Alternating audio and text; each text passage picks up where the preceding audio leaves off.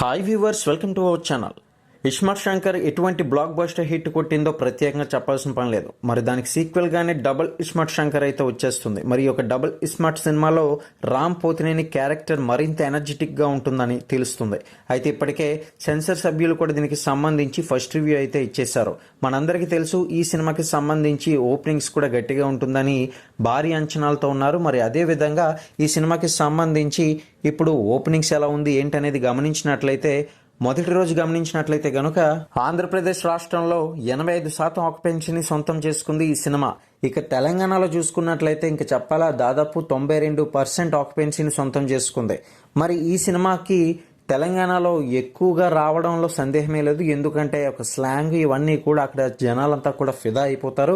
మరి అనుకున్న విధంగానే ఫస్ట్ డే ఓపెనింగ్స్ అయితే భారీగానే వచ్చింది. ఇక దీనికి సంబంధించి ఇప్పటికే మంచి టాక్ అయితే వచ్చిందని తెలుస్తుంది. మరి ఇస్మార్ట్ శంకర్ వన్ లాగే మనకి ఇప్పుడు ఈ యొక్క డబుల్ ఇస్మార్ట్స్ కూడా అదే రేంజ్ స్థాయిలో మంచి బ్లాక్ బస్టర్ హిట్ కొడుతుందా లేదా అనేది కేవలం ఆడియన్స్ మీద ఆధారపడి ఉంటుంది.